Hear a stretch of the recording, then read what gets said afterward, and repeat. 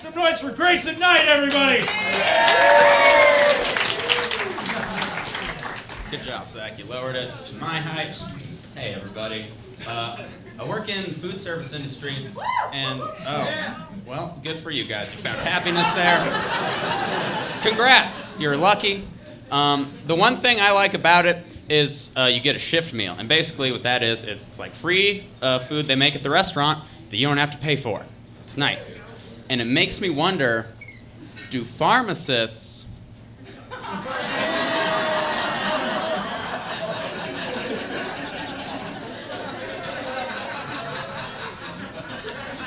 get like shift drugs, you know? You wonder. Like, I bet they all do it family style, like, all right, it's Wednesday, everyone. You know what that means? Xanax for lunch. It's gonna be a real smooth afternoon today.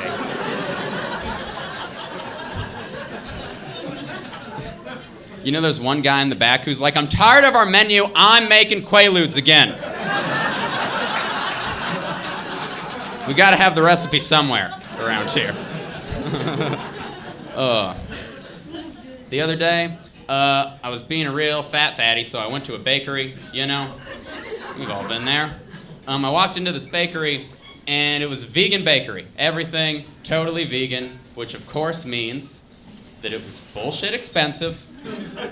Always, vegan food is always super expensive. And I asked the dude behind the counter, I was like, hey man, how come this stuff costs so much? And he just went into his mode. He was like, well, it's vegan, it's paleo, it's gluten-free, it's non-GMO, it's organic, it's fair trade. It's chock full of buzzwords, kid. Do you have any idea how expensive it is to make food with buzzwords in it? And I was like, what? Why do people care about buzzwords? And he goes, well, buzzwords contain 100% of your daily sense of superiority.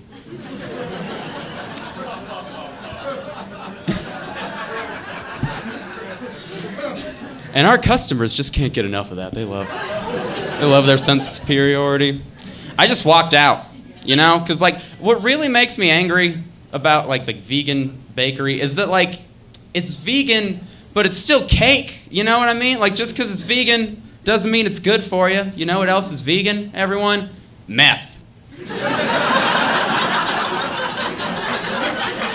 Totally vegan.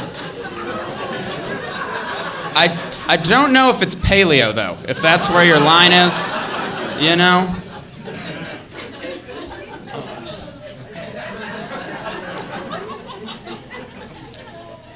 I was walking in the park the other day, and I saw, like, a dad with his two kids, and the dad had a Dungeons & Dragons t-shirt, but the kids were both wearing Broncos jerseys. Which means he's super fucking disappointed in his kids, right? He thought he was gonna make two nerds that would finally play tabletop games with him. He'd finally have a friend. But he's gonna try to stop it. Like, when he handed him the jerseys, he was like, all right, kids, just so we're clear, you're only allowed to play football if it's fantasy football, all right?